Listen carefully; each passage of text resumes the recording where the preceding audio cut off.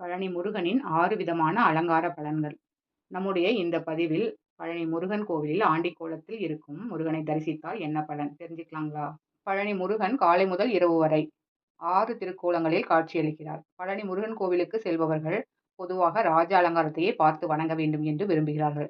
அதேபோல் அவரை ஆண்டிக்கோலத்தில் தரிசித்தால் நாமும் ஆண்டியாகி விடுவோம் என்ற நம்பிக்கையும் பல பக்தர்களிடம் இன்றும் நிலவுகிறது. முருகனுக்கு எதற்காக தினமும் ஆண்டிக்கோலம்? ஆண்டிக்கோலத்தில் முருகனை தரிசித்தால் என்ன நடக்கும்? பழனி முருகன் தனது பலவிதமான கோலங்களில் அழகாக காட்சி தந்தாலும் அவரது ஆண்டிக்கோலத்தில் மட்டுமே ஞான தண்டாயுதபாணியாக காட்சி தருகிறார்.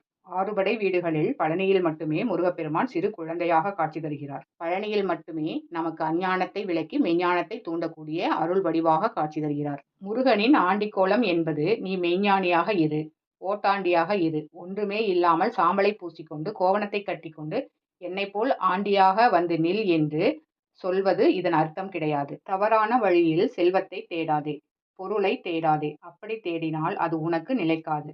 பிறகு சங்கடங்களை அனுபவிப்பாய். எதுவுமே வேண்டாம் என்று நீ விட்டுவிட்டால் உன்னை தேடி எல்லாமே வரும் என்பதுதான் ஆண்டிக்கோலம்.